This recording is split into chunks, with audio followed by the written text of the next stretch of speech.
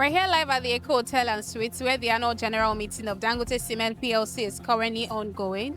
Directors, shareholders, and top-level officials have gathered here to review the company's performance over the last financial year. Today, we're expecting to see the live presentation of audited financial records. We're expecting to see discussions on dividend payments. We're expecting to see election and re-election of directors and many other things one would expect to see at the AGM of a company this size. We'll be bringing you major updates and reactions as they happen live, and we hope that you would not go away. Please stay tuned.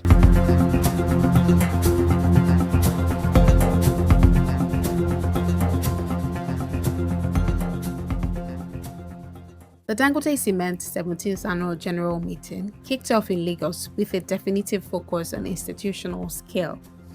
Board Chairman Mr. Emmanuel Ikazabo opens the floor by welcoming shareholders, statutory auditors, stockbrokers, and the media to the Executive Assembly. Good morning. Good morning. And welcome to the 17th Annual General Meeting of your company.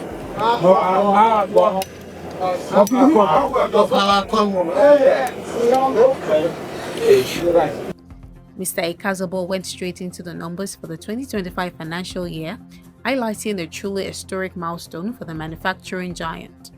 Financial disclosure, presented directly on the venue floor, confirmed that profit after tax surged by over 100%, hitting a record 1.01 trillion naira.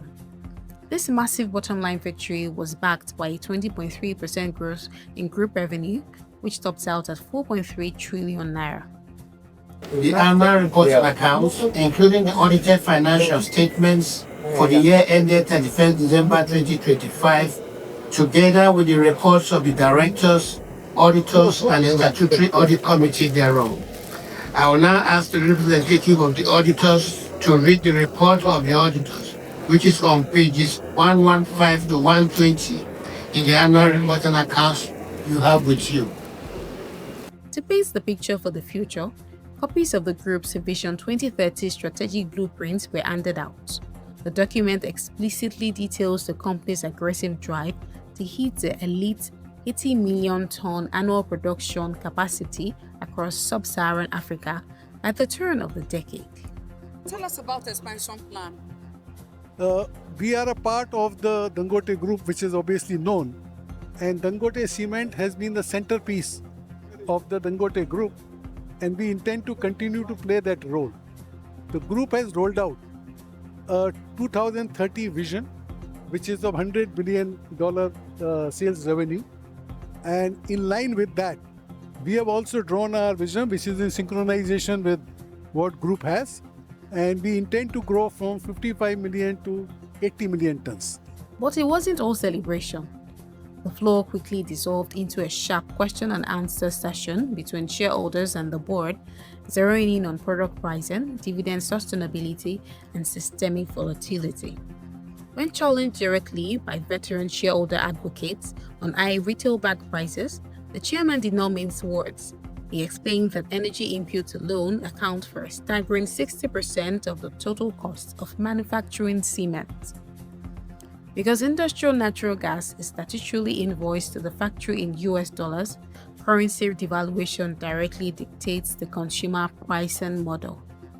Mr. Chairman, DC has spoken about the exceptional shareholder returns. We have 15% increase in the dividend. We hope, and I want to ask this question, will you give us another 50%? And for the progress of this company, it's all for your sake, because you are cooperating with the company, and that is why I think we are making progress. Dr. Faruku is asking for more dividend. You are in prayer warrior, pray hard. When you pray,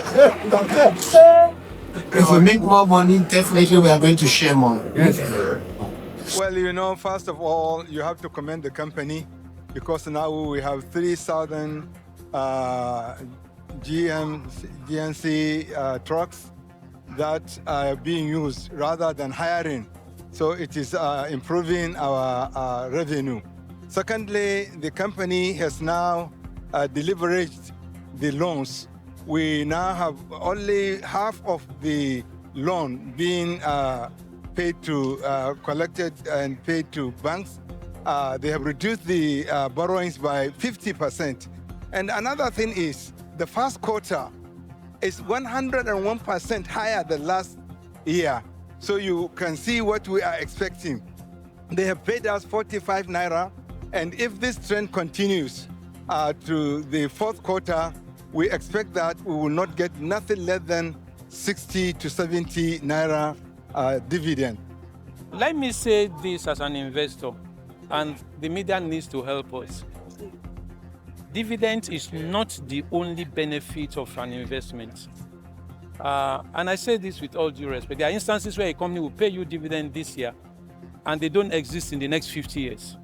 So what I am satisfied with when I invest, and which is the case in Dangote, is that I see a future.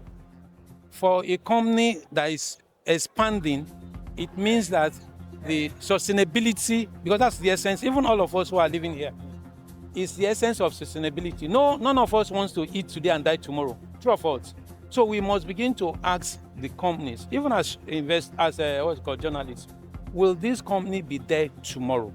If it's not going to be there tomorrow, then I'm not satisfied. But Dangote, from what I've seen, I will be there for me tomorrow, which means that even when I'm gone tomorrow, my children will inherit something that will say, oh, thank you.